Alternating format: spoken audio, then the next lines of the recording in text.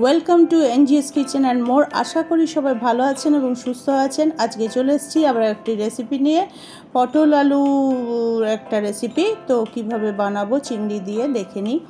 একটা বাটিতে প্রথমেই নিয়ে নিয়েছি একটু কাশ্মীরি মিরচা, 2 চামচ হলুদ, ধনে গুঁড়ো, জিরে গুঁড়ো সবই 2 চামচ করে নিয়েছি এখানে। এবারে নিয়ে নিচ্ছি একটু সামান্য চিনি। এটাকে একটু জল দিয়ে মিক্স করে আমি এই মশলাটি বানিয়ে রেখে দেব। আর পটল আলুগুলো নিজেদের পছন্দ মতো পিস করে কেটে নেবেন।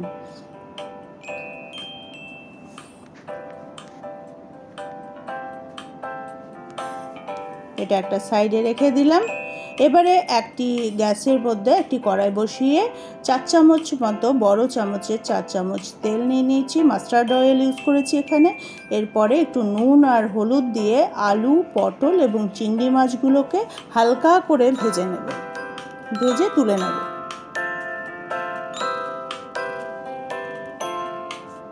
এরপর দিয়ে দিচ্ছি পটল এবং তারপরে চিংড়িটা হালকা ভাজবেন, কারণ চিংড়ি মাছ বেশি ফ্রাই করলে পরে শক্ত হয়ে যায়, তাই হালকা করে ভেজে নিচ্ছি।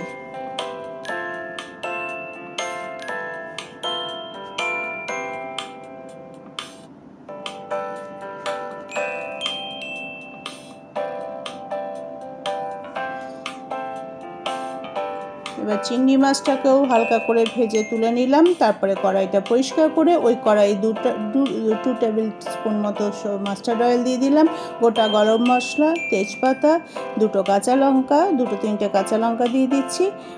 হালকা ফ্রাই হলে আবার পেঁয়াজ, টমেটো এসব দিয়ে আবার একটা মশলা করে নেব।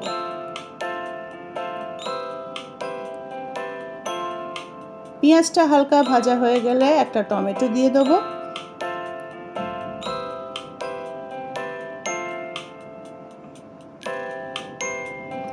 টমেটো দিয়ে আবার কিছুক্ষণ নাড়াচাড়া করব। প্রচণ্ড গরম, সবাই প্রচুর জল খাবেন, ভালো থাকবেন, সুস্থ থাকবেন, ঘরের মধ্যে থাকার চেষ্টা করুন। যদি কোনো কাজ থাকে সেটা সন্ধ্যের দিকে করার চেষ্টা করুন এবং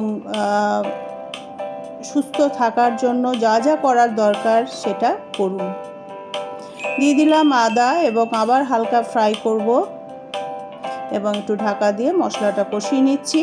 মশলাটা কষানো হয়ে গেলে এবারে যে মিক্সিং যে মশলাটা ছিল সেটা আমি ধনে গুঁড়ো, জিরে গুঁড়ো, কাশ্মীরি মিরচা, হলুদ, একটু চিনি এখানে দিয়ে দিলাম।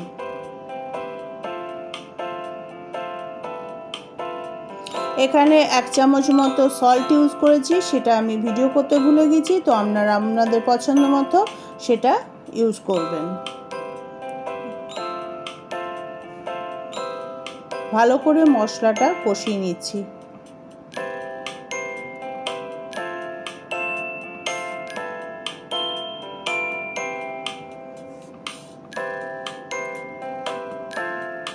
প্রায় কষানো হয়ে গেছে। এবারে আমরা সমস্ত যেগুলো ভাজা ছিল সেই ভাজা পটল, আলু এবং চিংড়ি মাছটা আমি এর মধ্যে দিয়ে দিলাম। এভাবে করলে আশা করি যারা পটল খেতে পছন্দ করে না তারা একটু হলেও হয়তো খাবে। তো যদি বাড়িতে কেউ এইভাবে ট্রাই করেন অবশ্যই একটা কমেন্ট বক্সে কমেন্ট করে জানাবেন। দিয়ে দিলাম জল, ঢেলে দিলাম। জলটা কিন্তু গরম ছিল। আমি সব সময় চেষ্টা করি একটু উষ্ণ গরম জল ইউজ করতে, যদি সবজিতে যেটা ইউজ করা হয় আর কি, তো তাতে টেস্টটা অনেকটা ভালো হয়। এবারে একটা ঢাকা দিয়ে এগুলো বয়েল করার জন্য আমি রেখে দেবো। তো দেখো বয়েল হয়ে গেছে। 10-15 মিনিট মতো, আমার 10 মিনিট মতো লেগেছিল ঢাকা দিয়ে বয়েল করতে। তো অনেকটা কমেও এসছে, কষা হয়ে গেছে। একটু সামান্য এখানে আরেকটু লবণ দিলাম, যেহেতু আমি দেখেছি আমার পছন্দ মতো হয়নি, সেই জন্য একটু লবণ দরকার ছিল, সেই জন্য এখানে একটু দিয়ে দিলাম।